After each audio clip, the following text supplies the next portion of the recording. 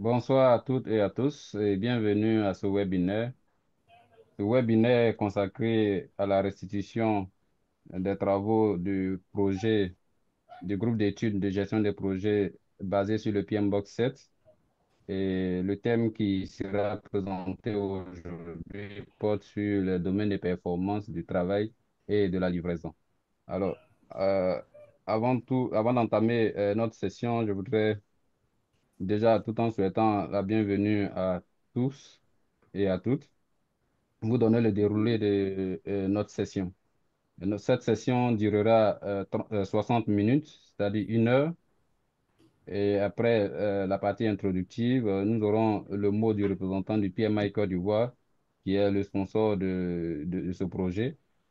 Et ensuite, nous aurons la présentation de l'équipe qui fera la restitution de ce soir, c'est-à-dire les panélistes.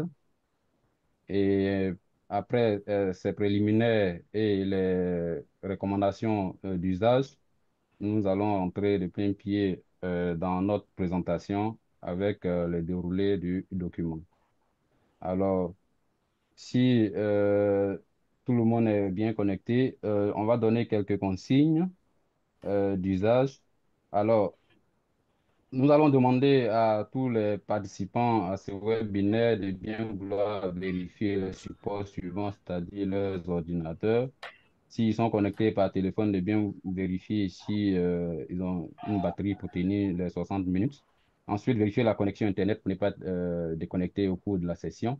Et de vérifier également le micro, le volume du son. Et tout au long du webinaire, nous prions tous les participants qui n'interviennent pas, qui ne sont pas panélistes, de bien vouloir mettre en mute leur micro. Et pour la série des questions, nous invitons tous les participants à bien vouloir poser leurs questions dans le chat.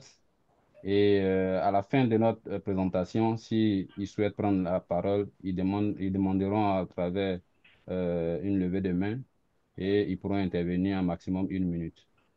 Voilà donc quelques conseils d'usage pour que ce webinaire se déroule dans de meilleures conditions. Sans plus tarder, si le représentant du PMI, le vice-président Aristide Tano est là, je lui laisse la parole. Ça marche. Bonsoir à tous et à toutes. Donc, merci Olo pour l'introduction. En tout cas, c'est un grand plaisir de vous recevoir tous pour cette cinquième restitution du groupe d'études en gestion de projet. Donc, recevez déjà des salutations de tous les membres du bureau et du président Ado Simon. Il faut dire que le thème de ce soir-là nous met vraiment au cœur de la réussite des projets. On fait de la planification, on cadre les projets, mais à la fin, ce que nos différents clients internes ou externes attendent, c'est des résultats concrets.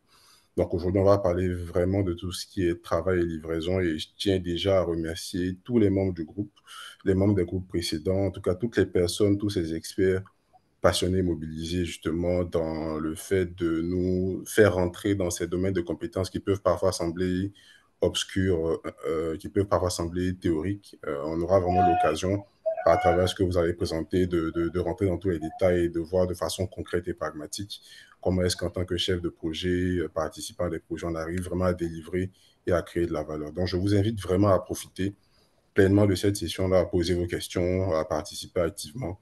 Et puis, je pense que les membres du groupe de travail et les membres du bureau sont disponibles pour tous ceux qui souhaitent avoir des informations complémentaires. N'hésitez pas à intégrer surtout le GEGP. Je pense qu'il reste encore 2 ou 3 thèmes, si je ne me trompe pas. Donc voilà, c'est vraiment l'occasion de participer, d'en apprendre beaucoup. Donc voilà, merci à tous. Je ne vais pas être long et vous laisser dérouler le contenu à l'échange que vous avez prévu pour nous. Allez, bonne soirée à tous et à toutes.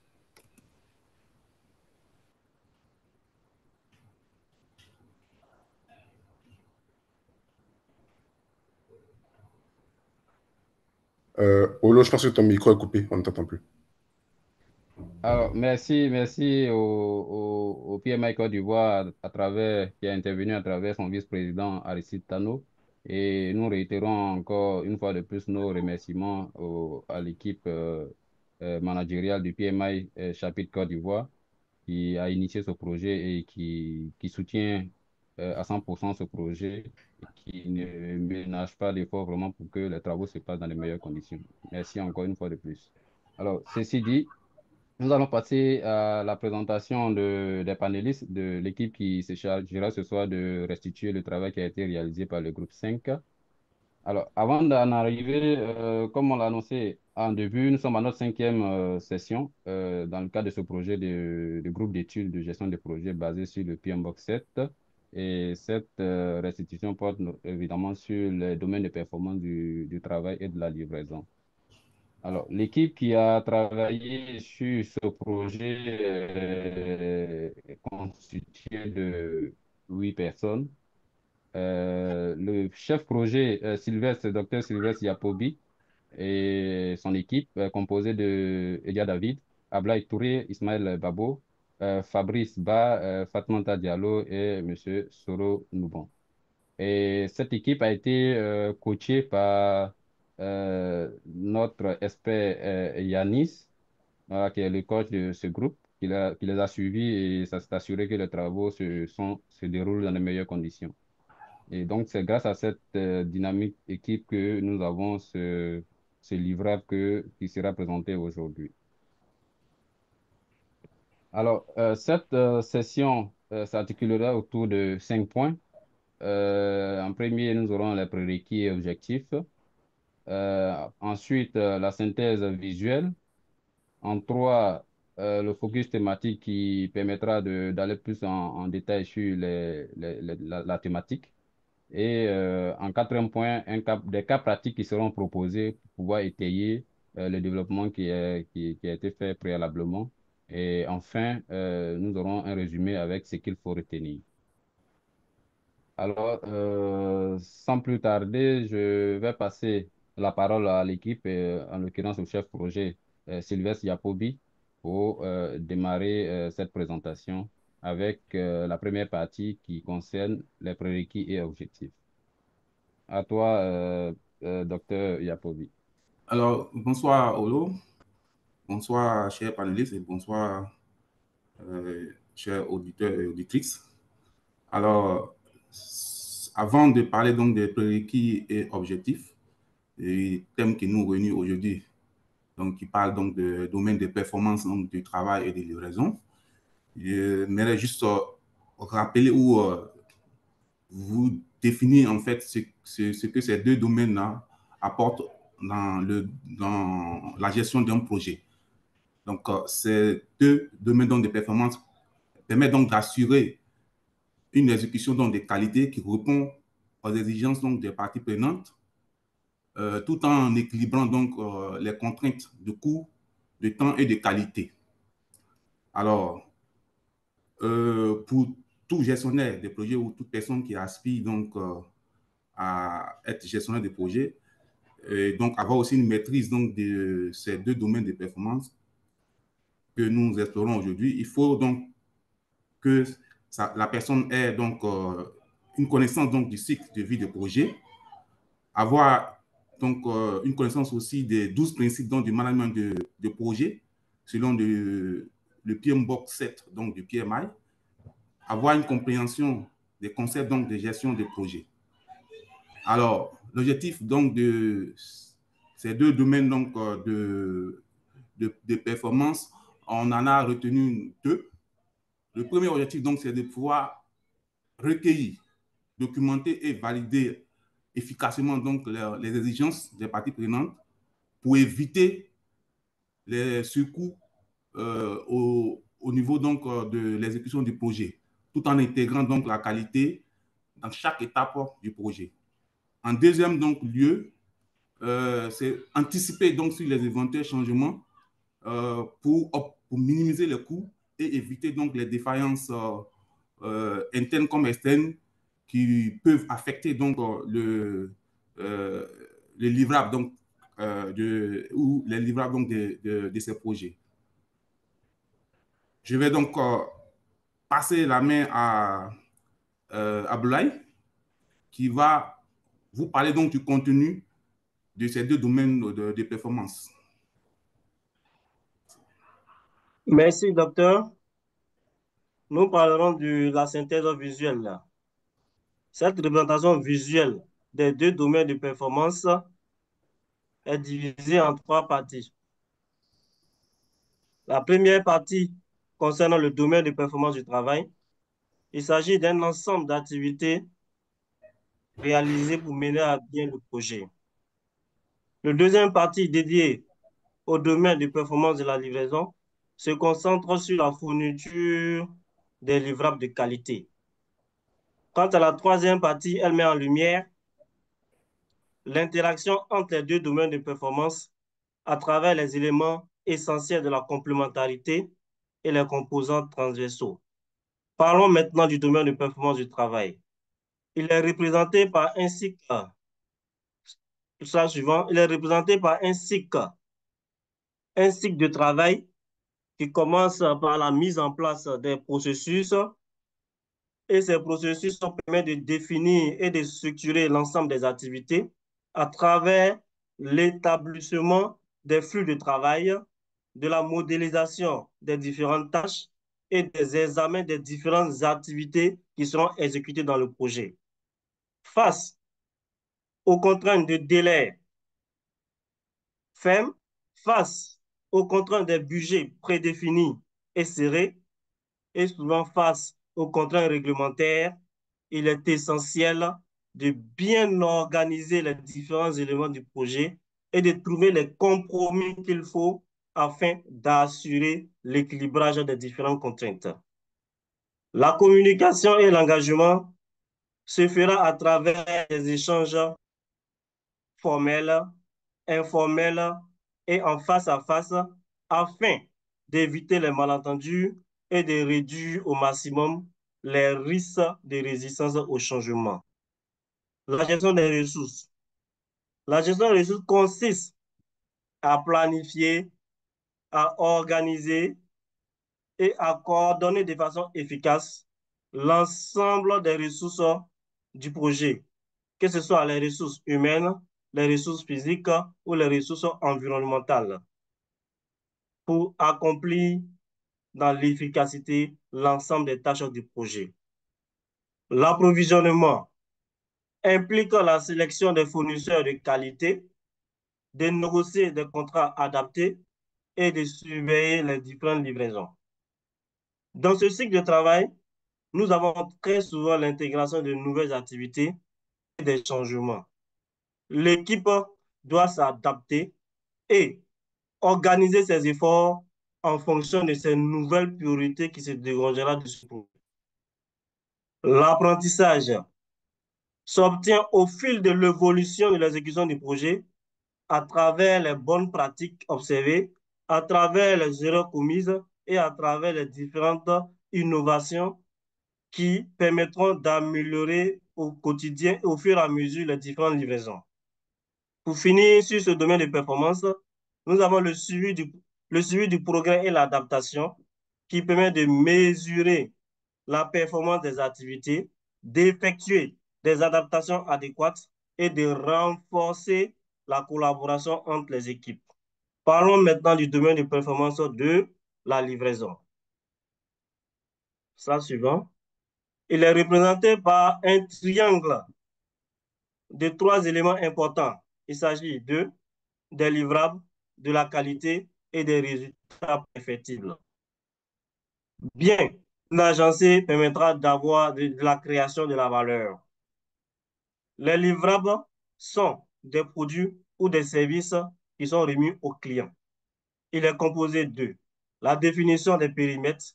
Il s'agit pour ces périmètres d'identifier l'ensemble des principaux livrables ainsi que les critères d'acceptation associés à ces livrables. Ce, afin de répondre aux exigences du projet qui sont les attentes et les besoins des différentes parties prenantes. Ces exigences peuvent être décrites dans une matrice d'exigences et priorisées en fonction des importances des exigences à travers des méthodes comme Moscow. Parlons de la qualité. La qualité permet de garantir que le livrable est conforme aux exigences. Cette qualité s'explique par deux concepts clés, les coûts de qualité et les coûts de changement.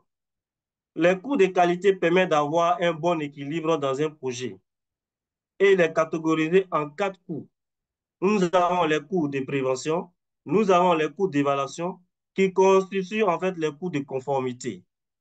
Et nous avons les défaillances internes et les défaillances externes qui constituent les coûts de non-conformité. Parlons maintenant des coûts de changement.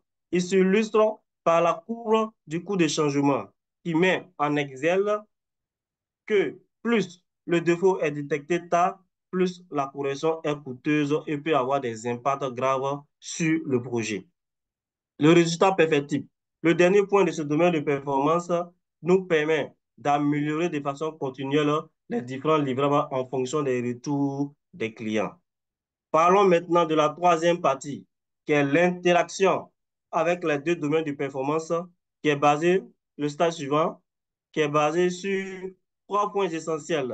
La gestion harmonieuse des ressources qui permettra de garantir des livrables de qualité et donner ces livrables dans les délais, ce malgré les différentes contraintes que pourra subir le projet. Le feedback n'est rien d'autre qu'une boucle continue qui permet d'ajuster les différentes méthodes de travail et les différents livrables afin d'atteindre les résultats du projet. La synchronisation efficace des activités permettra de garantir que les efforts investis dans le travail d'équipe permettra d'atteindre les résultats du projet et les objectifs stratégiques du projet. Ces deux domaines de performance sont soutenus par deux activités transversales. Il s'agit de la gestion des changements et de la gestion des risques. La gestion des changements, il s'agit ici de l'adaptation des équipes aux différents changements qui pourront intervenir dans le projet et la flexibilité dans la coordination des différentes activités afin de permettre et de minimiser les impacts des imprévus et de satisfaire les parties prenantes. Quant à la gestion des risques, lorsqu'elle est bien suivie et bien gérée, elle permet de minimiser l'impact des incertitudes sur les différents livrables du projet. Je passerai la parole à Badou Ismaël pour la suite de la présentation. Merci Aboulaye. Alors, nous allons passer au focus thématique. Nous allons commencer par le domaine du travail. Alors, les éléments essentiels que nous avons énumérés sont les suivants. Nous avons la structuration des tâches. Elle consiste en une division du travail du projet en des tâches plus petites et plus gérables. Cela aura pour avantage de pouvoir identifier les interdépendances entre les tâches et de pouvoir allouer efficacement les ressources. Nous avons ensuite la répartition des rôles et des responsabilités. Alors, une définition claire des rôles et des responsabilités nous permettra aux membres des équipes de savoir ce qu'elles doivent faire, quand et comment. Cela nous permettra de pouvoir progresser tout au long du projet de manière coordonnée et dans le respect des délais. Ensuite, nous avons la planification et la priorisation. Alors, il s'agit ici de définir les actions à réaliser, d'allouer les ressources et d'assurer le respect des délais, du budget et des objectifs stratégiques. Nous avons ensuite la collaboration et la communication. C'est un élément clé dans la gestion de projet. 90% du travail du chef de projet est représenté par la communication. Alors, une bonne communication et une bonne gestion de la collaboration nous permettra de pouvoir être aligné avec les parties prenantes sur les exigences et les objectifs. Cela nous permettra de pouvoir résoudre les conflits et permettra aussi l'engagement et la motivation des parties prenantes. Ensuite, nous avons le suivi et la mesure de la performance. Alors, pour le suivi et la mesure de la performance, il s'agit tout simplement de suivre le projet de manière régulière pour vérifier si nous sommes encore sur la bonne voie en termes de délai, en termes de qualité et en termes de coût. Donc, le suivi est vraiment très important. Enfin, nous avons l'amélioration continue. Alors, L'amélioration continue consiste à rechercher continuellement des améliorations dans la manière dont nous gérons nos projets, que ce soit pour la gestion, que ce soit pour l'exécution des projets ou les livrables. Il faut toujours chercher à améliorer soit nos processus, soit nos livrables. On passe au domaine de performance de la livraison. Alors ici, nous avons énuméré 3 éléments essentiels que sont d'abord le livrable. Le livrable peut être défini comme un produit, un service ou un résultat spécifique recherché. Nous avons ensuite l'acceptation des produits. Alors, l'acceptation des produits est un processus qui consiste à définir des critères d'acceptation, à examiner les livrables et ensuite à passer à la validation finale. Au troisième point, nous avons la satisfaction des parties prenantes. Alors, ce point est très important parce que la satisfaction des parties prenantes est étroitement liée à la réussite de nos projets. Donc, il faut travailler de sorte à pouvoir satisfaire les parties prenantes pour avoir des projets réussis à la fin. Nous allons passer maintenant à la présentation des outils qui nous permettront de travailler sur ces différents domaines de performance. Alors, pour le domaine de performance du travail, nous avons pour le slide antérieur, s'il vous plaît.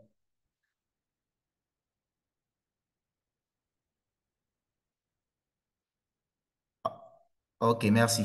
Alors, pour le domaine de performance du travail, en ce qui concerne la planification et le suivi des activités, nous avons l'outil Gantt et le tableau de Kanban qui nous permettent de pouvoir structurer nos plans de travail. On a aussi le WBS, qui est le Work Breakdown Structure, qui nous permet de pouvoir décomposer le travail du projet en des tâches plus petites et plus gérables. En ce qui concerne les rôles et les responsabilités dans le projet, nous avons l'outil RACI, qui nous permet de pouvoir attribuer les rôles et les responsabilités dans nos projets. En ce qui concerne la communication et le suivi de la performance, nous avons des outils, des outils tels que Slack, Teams, Zoom et les SharePoint qui vont nous permettre de pouvoir échanger tout au long de nos projets sur les avancements du projet, faire des réunions, échanger des fichiers sur l'avancement de nos projets. Ensuite, en ce qui concerne l'amélioration continue, nous avons le PDCA Cycle, qui est un concept qui consiste à identifier des problèmes ou des solutions d'amélioration en premier lieu, ensuite à les implémenter. Après l'implémentation, il faut contrôler l'implémentation et en fin de compte, à la fin, il faut soit ajuster ou standardiser les améliorations que nous avons apportées si elles ont porté leurs fruits. Et si on n'a pas porté de fruits, il faut chercher à trouver d'autres améliorations pour pouvoir aboutir à des livrables de qualité. On passe au domaine de performance de la livraison. Alors ici, en termes d'outils et techniques pour la définition des exigences des spécifications, nous avons les ateliers de collecte, les user stories aussi, les matrices des exigences. Tous ces outils et ces techniques nous permettent de pouvoir avoir des exigences, de pouvoir lister nos exigences et pour avoir des livrables validés. Ensuite, nous avons la gestion de la qualité. Alors, concernant la gestion de la qualité, nous avons les contrôles et audits de qualité. Nous avons les critères d'acceptation et nous avons le concept DOD, qui est un concept qui permet de pouvoir lister les critères pour l'acceptation d'un produit et suivre ces critères-là jusqu'à l'acceptation des produits. Et enfin, nous avons la gestion des tests et des validations. Les outils et les techniques qui sont utilisés sont les prototypes, les maquettes, les essais des utilisateurs et enfin la validation finale. Alors, voici ainsi présenté notre focus thématique. Je passe la parole à Fabrice pour le cas 1, le cas pratique 1. Je vous remercie. Merci Ismaël. Bonsoir à tout le monde. Je vais me faire le plaisir de vous présenter le cas pratique numéro 1 qui a été mis en place selon l'approche prédictive, vu que le scope était prédéfini à l'avance. Ce cas pratique met l'accent sur le domaine de travail du projet. Donc, il s'agissait ici de la mise en place d'une infrastructure de cloud hybride pour un ministère. Bon, ministère que nous n'allons pas citer ici pour éviter de divulguer des informations confidentielles le concernant. Il s'agissait de moderniser et de sécuriser son infrastructure et de lui offrir un accès fiable et rapide aux différentes données de ses agents. Le projet s'est déroulé dans un environnement complexe, multiculturel, avec des parties prenantes et des ressources géographiquement distribuées au niveau du globe, notamment la Banque mondiale qui était présente aux États-Unis, Oracle, le constructeur, qui avait des ressources présentes aux États-Unis, en Égypte, au Kenya et en Côte d'Ivoire, une structure étatique en charge de l'audit des fonds, que je ne vais pas citer, et deux fournisseurs de solutions basés ici à Abidjan. Le projet avait pour budget 1,2 milliard pour une durée de 6 mois. Le scope du projet se présente comme suit, comme on peut le voir ici au niveau de l'organigramme des travaux du projet. Donc, la solution cloud hybride au niveau 1, décomposée au niveau 2 en cloud privé on-premise, c'est-à-dire au niveau du site, et aussi en cloud au niveau du cloud Oracle, un cloud dédié. Et par la suite, les lots de travaux au troisième niveau est décomposé à leur tour en tâches qui étaient exécutées par les membres de l'équipe déploiement. Comme tout projet engendre des problèmes, comme le dit Baker et Cole dans Gestion des projets infaillibles, il y a 3 certitudes dans la vie, la finitude de la vie, et les impôts et les problèmes dans le projet.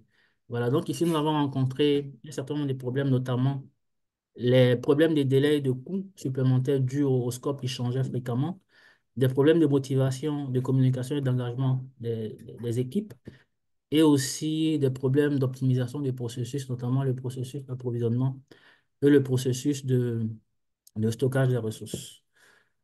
Le problème de délai et de scope a été résolu à travers la mise en place d'une procédure rigoureuse de gestion de changement, notamment avec un comité de maîtrise des changements qui était chargé de valider tous les changements avant la mise en œuvre au niveau du projet. Nous avons aussi utilisé la méthode, sinon la technique Moscow, afin de pouvoir prioriser les différentes exigences pour savoir celles qui étaient appropriées et cruciales pour le produit à développer. Les problèmes de communication, de motivation des ressources ont été gérés à travers la technique de communication face à face. Nous avons mis l'accent sur la colocation au niveau des ressources, c'est-à-dire les équipes qui étaient présentes dans le même pays ont été réunies au niveau du même site afin de pouvoir mieux collaborer et accentuer le travail du projet. Celles qui étaient dispersées au niveau des différents pays ont eu à échanger à travers des techniques comme Zoom, Teams, donc des techniques de visioconférence qui nous ont permis de pouvoir travailler à distance et coller un visage sur tous les noms, pouvoir mieux collaborer et euh, permettre de pouvoir mesurer les différentes émotions et les différents feedbacks. Nous avons aussi effectué des séances de team building afin de pouvoir remotiver l'équipe et de permettre aux membres de l'équipe de mieux se connaître et de mieux échanger. Les problèmes d'optimisation des processus ont été gérés à travers Lean. Donc, l'approche d'optimisation des processus Lean, à travers ces principes, nous avons établi dans un premier temps le flux de valeurs au niveau de ce processus, ce qui nous a permis de pouvoir identifier des délais, c'est-à-dire des temps d'attente, notamment entre le fournisseur, c'est-à-dire entre le distributeur et le constructeur pour la commande du matériel, Et nous avons pu gérer ce délai-là à travers la mise en place de signatures électroniques, ce qui a permis de limiter les délais de validation. Le problème de stockage et de stockage des ressources a été résolu à travers le principe de ligne just in time, c'est-à-dire juste à temps, ce qui nous a permis de pouvoir approvisionner en équipement et en matériel par lot en fonction de la disponibilité des ressources et de la disponibilité de l'infrastructure pour pouvoir les mettre en place. Ces processus ayant été optimisés, évidemment, il faut pouvoir maintenir l'optimisation. Le principe ligne d'optimisation, sinon d'amélioration continue, nous a permis de le faire à travers le cycle des Deming, donc PDCA, qui nous a permis de revisiter ces process optimisés-là, tout en planifiant et en identifiant des zones d'ombre, en déployant les actions correctives, en les contrôlant et en les ajustant au fur et à mesure de manière continue, de manière cyclique. Nous avons aussi fait preuve d'esprit Kaizen. Kaizen qui est une technique japonaise d'amélioration continue, qui veut dire changement pour de bon, pour toujours. Ce qui nous a permis, et à l'équipe surtout, de pouvoir s'améliorer au jour le jour, de manière régulière, afin de pouvoir monter en efficacité tout au long du projet.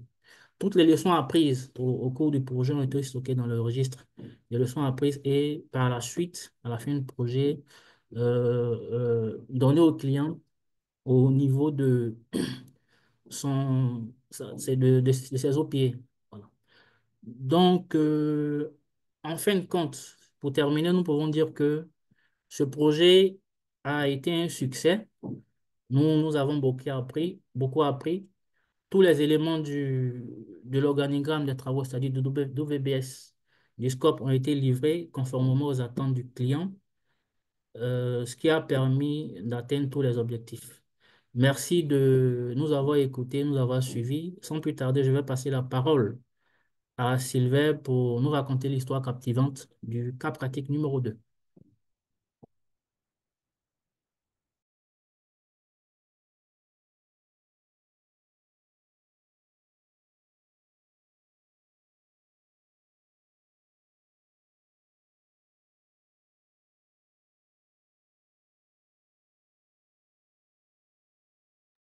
Le micro de Sylvestre est coupé. Sylvestre,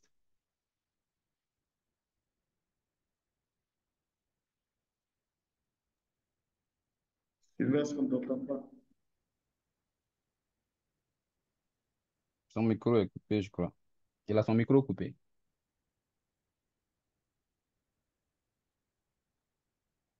Béranger, tu peux réactiver son micro? Ok, C'est ce que c'est je bon. tente de faire. Ok. C'est bon. Ok, donc, comme je le disais, donc, pour ce cas 2, nous allons donc vous faire voyager à travers donc l'histoire captivante donc, de la création d'une application mobile de gestion des tâches pour une entreprise donc, de services. Donc, imaginez-vous donc dans les coulisses de ce projet agile-là, où chaque sprint est donc une aventure et chaque obstacle une opportunité d'apprentissage. Alors, l'histoire donc commence par une vision claire. Donc, c'est celle donc de pouvoir développer une application donc mobile, intuitive, qui permettrait donc aux employés de suivre les tâches au quotidien, de collaborer avec leurs collègues et de recevoir donc des notifications en temps réel. L'objectif donc de ce projet-là était ambitieux, mais l'équipe était prête donc à relever le défi. Alors, donc, dès le début, nous avons donc rencontré un premier obstacle. Donc, les exigences donc, du projet changeaient fréquemment en raison donc des retours des utilisateurs et des parties prenantes. Imaginez-vous, hein, vous êtes en train de naviguer, on va aller dans un bateau à la pêche, une pirogue sur la mer agitée donc, de Bassam ou San Pedro ou Assini. Et donc, chaque vague qui se présente donc à vous est comme un nouveau changement à intégrer. Alors, pour surmonter donc ce défi-là, nous avons donc adopté la méthode donc, de Scrum et chaque sprint de 2 semaines était comme une nouvelle étape de notre voyage. Les revues donc, des sprints étaient des moments, j'allais dire, qui permettaient donc à l'équipe de évaluer ce qui a été donc fait, ce qui doit être fait, et donc de revoir donc le cap. Voilà, donc en fonction donc, des retours. Le backlog des produits était aussi une boussole pour l'équipe, donc qui permettait donc de pouvoir guider l'équipe donc dans les fonctionnalités les plus importantes afin de les développer en premier lieu. Ensuite, nous avons fait face à des problèmes donc de communication entre les membres de l'équipe. C'était comme si nous essayons donc de, on va dire, construire un puzzle, voilà, sans pouvoir parler les uns aux autres. Je ne sais pas si vous avez déjà joué au puzzle, mais nous, on en a joué par exemple au bureau pour 1000 pièces. Mais donc, il a fallu mettre en place donc, des stratégies, il a fallu communiquer entre nous et autres pour pouvoir finaliser ce travail qui était normalement prévu pour une demi-journée, mais on a fait presque 2 semaines à pouvoir donc reconstituer. Donc, vous voyez que sans, on va dire, communication, c'est compliqué. Donc, pour améliorer donc, la communication, nous avons mis donc en place des réunions quotidiennes, donc les fameux daily stand-up. Chaque matin, donc, l'équipe se réunissait pour pouvoir discuter donc, du progrès, des obstacles et du plan de la journée. Nous avons également donc, utilisé des outils donc, de collaboration en ligne, comme WhatsApp, Trello, Teams, qui permettaient donc à l'équipe donc de pouvoir donc s'échanger donc des données, avoir donc les, on va dire signaler des défauts pour pouvoir les résoudre rapidement en temps réel. Le troisième défi donc était la gestion des interdépendances entre les différentes tâches. Donc, encore une fois, je vous invite donc à vous imaginer dans un orchestre où chaque musicien donc, doit pouvoir jouer sa partition au bon moment et pour créer donc une symphonie harmonieuse. Nous avons ici, à ce niveau aussi, utilisé le tableau donc de Kanban pour pouvoir visualiser donc, le flux de travail et gérer donc les interdépendances. Donc, avec ce tableau, on pouvait donc voir les activités qui sont en cours, les activités qui sont terminées ou bien les activités à faire. Et nous permettant aussi donc de pouvoir limiter donc le flux de travail pour éviter que un membre donc de l'équipe ou bien ceux qui ont des tâches à faire, ils soient overloadés. Je suis chargé bon, en français, on va dire. Voilà. Donc, les livrables de ce projet, donc les livraisons se faisaient donc, de façon itérative et stratégique. Donc, à la fin donc, de chaque sprint, nous livrons donc des fonctionnalités que nous pouvons donc tester et valider en continu. Il y a aussi donc le prototypage aussi qui a permis donc de créer donc des modèles, de recueillir donc des retours précoces afin de pouvoir ajuster donc les fonctionnalités en conséquence. Alors, pour conclure, ce projet donc Agile a été une aventure passionnante, remplie donc de défis et de solutions innovantes. Et grâce à des pratiques comme Scrum et aussi les tableaux donc, de Kanban, nous avons pu donc naviguer à travers les changements fréquents des exigences, améliorer donc la communication et gérer aussi les interdépendances entre les tâches.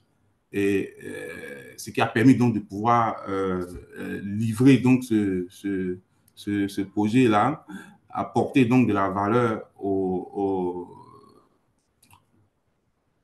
on va dire aux utilisateurs ainsi que la satisfaction. Merci encore de vous avoir, on va dire, prêté à ce jeu et à ce voyage. Et je vais donc laisser la parole à Boulaye pour conclure. Merci. Merci, docteur. Merci, docteur. Nous invitons l'ensemble des participants à retenir 4 points majeurs. Slide suivant, s'il vous plaît.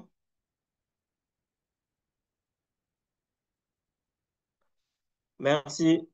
Les 4 points majeurs sont articulés autour du premier point qui est l'alignement stratégique.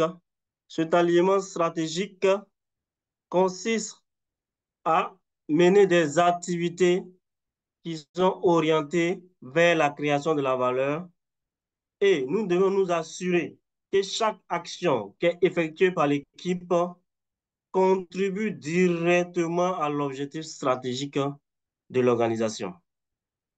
Mais cette création de valeur ne peut être qu'une réalité qu'à travers la mise en place d'une collaboration efficace qui consiste à échanger continuellement les informations, à faire des retours d'expérience sur les différentes activités afin de pouvoir obtenir une cohésion de l'équipe. Cette cohésion de l'équipe ne peut aboutir à un résultat optimal qu'à travers l'amélioration continue, qui permet d'évaluer de façon continuelle les différents processus et de réajuster les méthodes de travail et de réajuster les différents livrables. Ces 3 premiers points nous permettront d'avoir un livrable de qualité afin d'atteindre les objectifs du projet et de garantir la satisfaction des parties prenantes. La synergie entre ces 2 domaines de performance permet une bonne coordination des efforts et une fluidité dans l'exécution des activités et une livraison optimale des résultats afin d'atteindre le résultat final des projets. Je vous remercie et je donne la parole au PMO pour la suite de l'événement.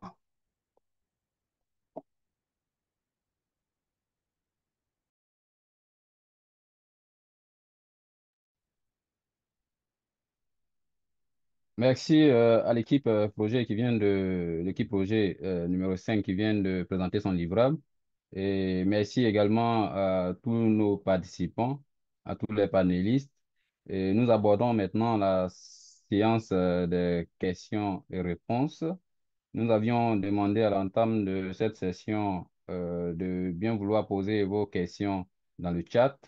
Je vais demander à mon collègue Béranger, PMO, de regarder dans le chat si nous avons des questions en attente. OK, merci Olo. En tout cas, merci à l'équipe qui a fait un super travail et merci aussi à tous ces participants qui sont connectés. Et vous n'avez pas eu tort d'être connectés. Alors, nous avons la question de Souleymane Dia qui dit qu'est-ce que le temps de latence? Bon, systématiquement, le coach Yanis a répondu. Donc, pour l'ensemble des participants, la réponse pour cette question, qu'est-ce que le temps de latence? Effectivement, dans un projet, il s'agit d'un écart temporel de 2 activités dépendantes dans un planning de projet, comme représenté dans un PERT ou le schéma critique, mais c'est un temps de latence intentionnel semblable à un buffet de temps. Encore une deuxième question de Suleiman qui demande qu'on explique l'impact de temps de latence négatif dans un projet. La réponse est que on le nomme aussi lag time, c'est un temps de retard imposé entre 2 activités dépendantes. Pensez aux liaisons des tâches fin, début, fin. Donc, ce sont ces 2 questions qu'on a. pour le moment dans le chat. Alors, Ok. il y a Cédric Maï, notre confrère Cédric Maï Roland, qui demande d'expliquer la méthode Moscow. La méthode Moscow dont a parlé M. Touré Abdoulaye, Cédric voudrait qu'on lui explique qu'est-ce que ça veut dire, Moscow.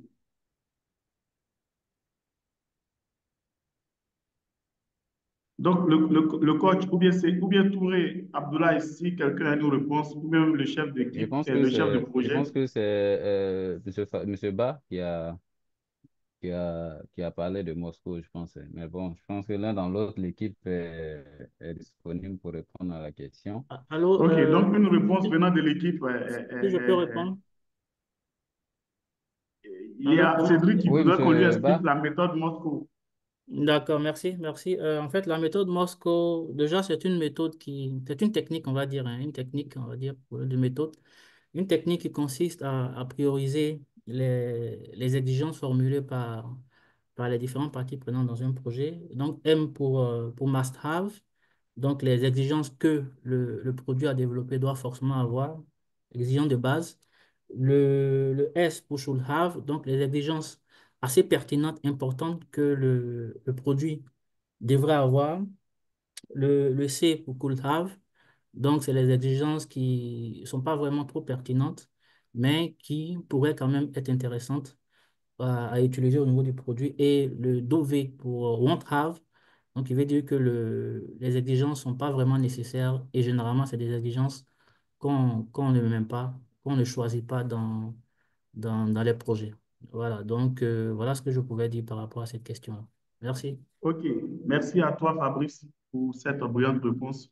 On attend pour des personnes qui voudraient prendre la parole, vous pouvez lever la main et on va vous interroger pour poser votre question.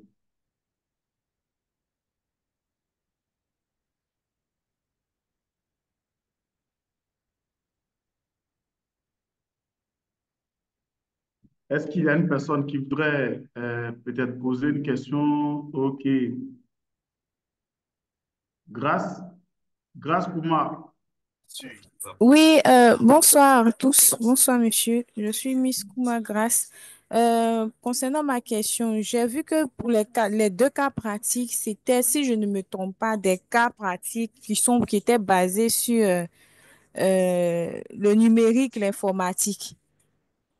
Et je voulais savoir si c'était un autre projet, mais beaucoup plus technique. On va dire des projets, par exemple, sur terrain construction ou des terrains, bon, humanitaires, est-ce qu'on aurait utilisé la même technique, la technique Moscow que le monsieur venait tout juste de définir? Et les stratégies, est-ce que les stratégies aussi diffèrent? Je sais que la gestion de projet, il y a plusieurs méthodes, mais si c'était sur véritablement un terrain, comment est-ce on devrait réagir concernant, euh, laissez-moi voir mes notes, la performance du travail et puis la performance de la livraison. Est-ce qu'il y a des outils qu'il faut utiliser spécialement? Merci, OK, monsieur. si je peux résumer ta question, Miss Kouma. C'est Oui, que monsieur. les deux cas pratiques étaient axés sur les activités informatiques. Et tu voudrais savoir, dans le cas d'un projet terrain, par exemple la construction, quels sont les outils qu'on devrait utiliser dans ce domaine de performance, n'est-ce pas? Oui, monsieur, c'est ça. C'est bien OK. cela.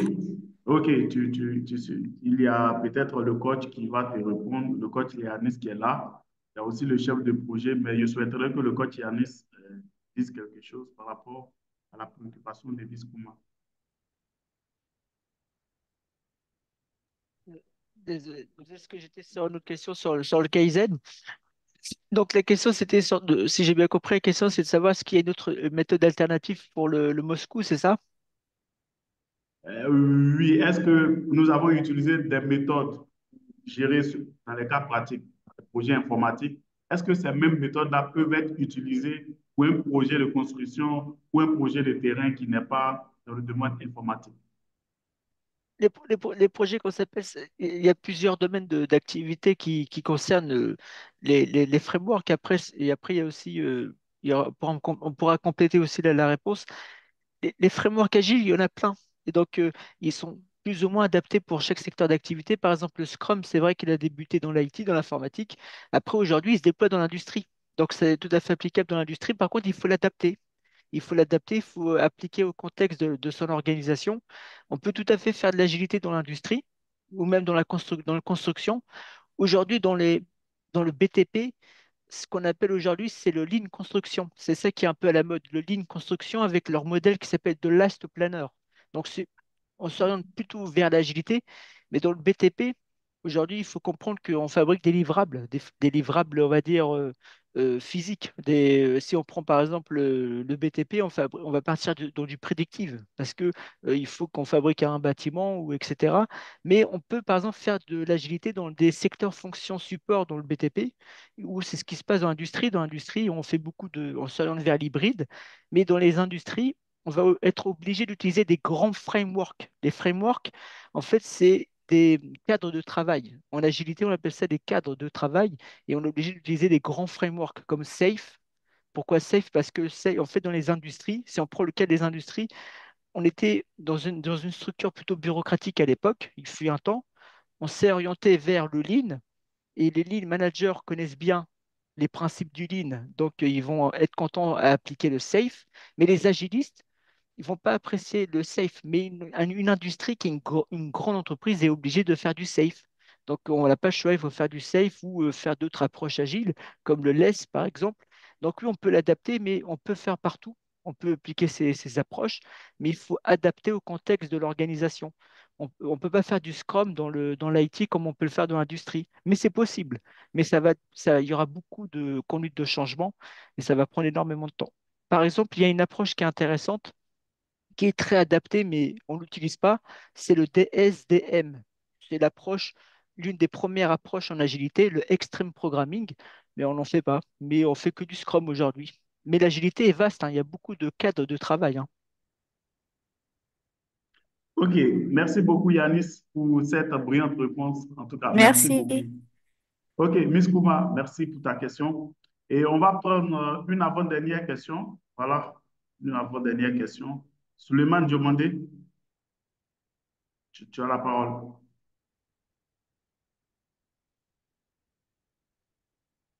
Diomandé Suleiman, tu as la parole. Oui, allô? Vous Oui, m'entendez? on t'entend très bien, mon frère. Ok, bon. Je suis là juste pour une observation pour le moment, hein. Donc, actuellement, je n'ai pas de parole. Comme je suis nouveau sur la plateforme. OK, Anniversaire d'avant. merci beaucoup. Merci. OK, nous allons prendre la dernière question, hein, la dernière question, et puis voilà, on va passer à une étape suivante. Boubacar Traoré, pour ta question. Merci. Au niveau de la présentation, vous avez parlé de deux types de coûts, le coût de qualité et le coût de changement. Je voulais savoir, au niveau de quand on parle de coût de changement, vous voulez faire allusion au coût de non-qualité ou c'est à quel type de coût que vous voulez faire allusion? OK, merci pour la question. Coach Yanis, à tous les membres de l'équipe, voici la préoccupation de M. Boubacar Traoré. Bon, alors moi, j'ai parlé, après, je ne sais pas si coach Serge Lechon ou d'autres coachs sont là. Oui, oui, il y a le coach Asselineau qui est. Ouais, s'il veut répondre, enfin, pour mettre aussi, pour qu'il parle aussi. Oui, je peux prendre la main. Oui. Il y a le coach Larson aussi qui est là. Oui, je prends la main sur le coût de changement. Vous savez, quand vous êtes en plein projet, que vous émettez un changement, qu'est-ce qui se passe? Le chef de projet est tenu de faire une évaluation du changement. Donc, dans cette évaluation, il va faire une estimation des coûts générés par ce changement-là. D'accord? Et donc, il va introduire cette activité-là dans le Work Plan Structure, donc dans l'organigramme des travaux. Il va voir les impacts que ça peut avoir et l'activité en elle-même, ce que ça va induire comme coût. Et donc, il va instruire un dossier de demande de changement auprès du Change Management Board qui, à connaissance de cela, va valider ou pas cela. C'est ça le coût du changement. Et à l'opposé de cela, vous avez des coûts aux aléas qui sont déjà prédéfinis dans votre budget initial sur lesquels vous avez conçu votre budget du projet. Les coûts aux aléas, c'est le plus souvent ce qu'on a provisionné sur les risques potentiels qu'on a déjà identifiés au début, avant le démarrage du projet. Ok, merci beaucoup, Serge. Parce que moi, en qualité, quand on parle de coût de qualité, absolument, on enlève déjà le coût de non-qualité aussi. C'est-à-dire le coût de non-qualité interne ou bien externe qui peut venir au niveau de nos fournisseurs ou bien nous-mêmes déjà en usine, en production. Déjà, c'est coût. Donc, c'est pour ça que j'ai plus ou moins parlé de cette question. Merci beaucoup. Non, mais je ne sais pas si vous avez Oui, non, cette c'est parfait. Et puis après, Ok. le dernier point que vous avez plus ou moins évoqué au niveau des autres coûts, c'est le coût, peut-être nous on appelle ça plus ou moins ou le coût de contingence. En projet, qu'on mette un coût de contingence là pour pouvoir, tu vas prendre en compte C'est tous les exactement coûts ça. qui n'ont, voilà, tous les coûts non, plus ou moins non évalués au début. Exactement. Merci beaucoup. OK. Merci à vous, monsieur Traoré. Merci pour votre participation. Béranger, Merci. excuse-moi, OK, Béranger, il y a coach. une question qui avait été posée à laquelle Yanis a répondu. Il faudrait peut-être partager la réponse à tout le monde. C'est écrit, au fait. C'est sur le Kaizen, si je me Oui, trompe pas. oui, oui, c'est ce que je venais faire. C'est ce que je venais faire. Je vais expliquer un peu le Kaizen rapidement. Le Kaizen, c'est une démarche d'amélioration. Alors, c'est pas une démarche, le Kaizen a été mis en place par le Lean, excusez-moi, par Toyota. C'est l'entreprise Toyota qui a mis en place le Kaizen. Le Kaizen, ça vient d'un des familles fondateurs de Toyota. Alors, Toyota, c'est pas Toyota. Toyota, c'est la famille qui ont mis en place Toyota Motor Corporation. Et ce monsieur-là, il a mis en place cette démarche d'amélioration continue qui s'appelle le Kaizen. Le Kaizen, pense, et c'est normal, que c'est une méthode d'amélioration continue, c'est-à-dire qu'on va faire une cartographie de processus, ce qu'on appelle le value stream mapping. Je pense que beaucoup connaissent la cartographie de processus. On va identifier les gaspillages et ensuite on va dire, tiens, ici on a un temps de cycle élevé, il faut qu'on mette en place des actions. C'est ce qu'on appelle des chantiers Kaizen. Kaizen signifie changer bon, ça veut dire amélioration continue. Ensuite, on va mettre en place des chantiers Kaizen. C'est quoi un chantier Kaizen? C'est qu'on va aller sur le terrain où le problème s'est créé. On va essayer d'analyser, on va faire un Gemba Walk. On va aller sur le terrain, on va regarder ce qui se passe. Et ensuite, on va mettre en place des actions avec le PDCA, le Plan Do Check Act. Ça, c'est ce qu'on appelle la méthode. Maintenant, on peut aussi incarner le Kaizen. Chaque salarié dans une entreprise peut être, on va dire, peut incarner le Kaizen, notamment en étant transparent, en travaillant avec les autres, la communication. Si on fait une erreur, on le prévient. C'est ça le Kaizen. Et donc, le Kaizen, c'est important parce que c'est le cœur de l'amélioration continue, c'est ce qui fait marcher les entreprises. Le Kaizen, il est le début de tout. Je terminerai avec ça rapidement. Quand vous faites du ITIL, ITIL, vous avez le modèle d'amélioration continue en 7 étapes. C'est du Kaizen. Si vous avez compris le modèle d'amélioration en 7 étapes du ITIL, ça vient du Lean, ça vient de Toyota. Le Kaizen, on le retrouve dans le Scrum. Le Kaizen, on le retrouve aussi dans l'agilité. On retrouve partout le Kaizen parce que c'est le prédécesseur de toute la démarche d'amélioration continue utilisée dans différents frameworks. OK. Merci beaucoup, coach Yanis, pour cette brillante inspiration. En tout cas, merci pour ces explications. Je voudrais dire à tous et à toutes que, à cause de cette contrainte de temps, on ne pourra pas répondre ni prendre toutes les personnes pour les questions. Mais je nous invite pour d'autres séances, pour d'autres webinaires, là où peut-être on pourra encore peut-être prendre quelques questions. Mais pour aujourd'hui, la séance de questions et réponses va prendre fin. Et on va laisser un petit temps au coach Yanis qui a supervisé ce groupe pour peut-être donner son point de vue par rapport à la présentation du travail de son équipe. Coach Yanis, juste 30 secondes.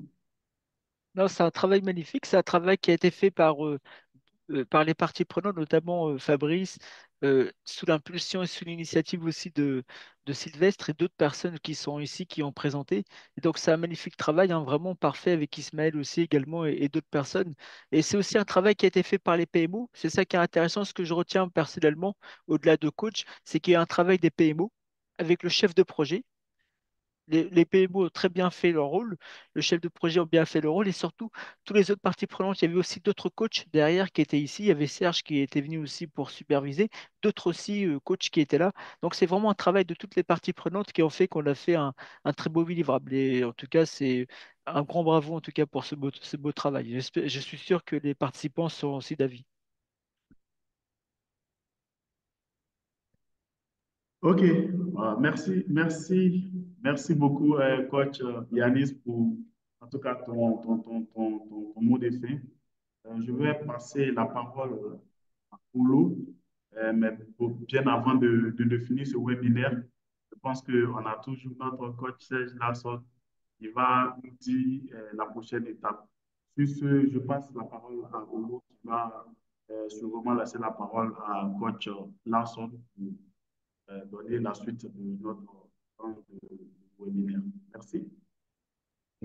Merci Béranger, merci pour l'animation de cette session de questions-réponses et merci à tous les participants.